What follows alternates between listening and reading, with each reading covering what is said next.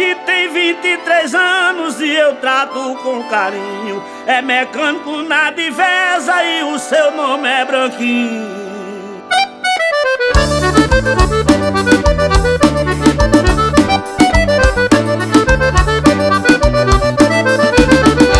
Ele é muito educado e muito trabalhador. Na Divesa em Timbaúba, uma empresa de valor.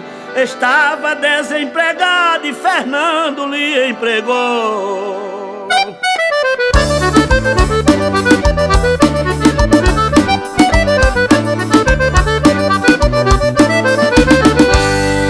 Grande Fernando Veloso, digníssimo cidadão, diretor comercial com Abílio, seu irmão, da FIT de Timbaúba, de Branco Grande, patrão.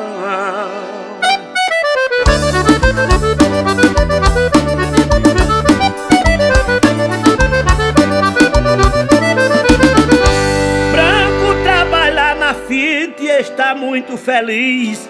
Na Divesa, grande empresa, aonde o poeta diz, a multinacional de todo o nosso país.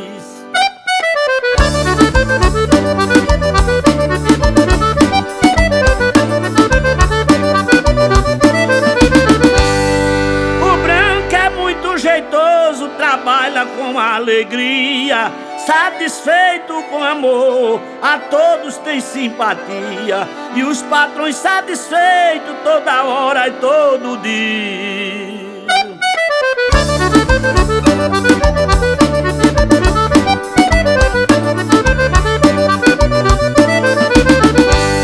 Eu estou muito feliz com este meu filho amado, trabalhando na Divesa, mecânico capacitado. E a Fernando Veloso só digo muito obrigado. E aqui vai o meu abraço aos meus netos mais novos, que são Emily, Jefferson, William, Wellison, Vitória, Enzo Gabriel, meu filho Pepe e meu filho Alencar, meu bisneto Rafaelzinho. Meu abraço também à minha esposa, Dona Cícera, em Ferreiros, Pernambuco.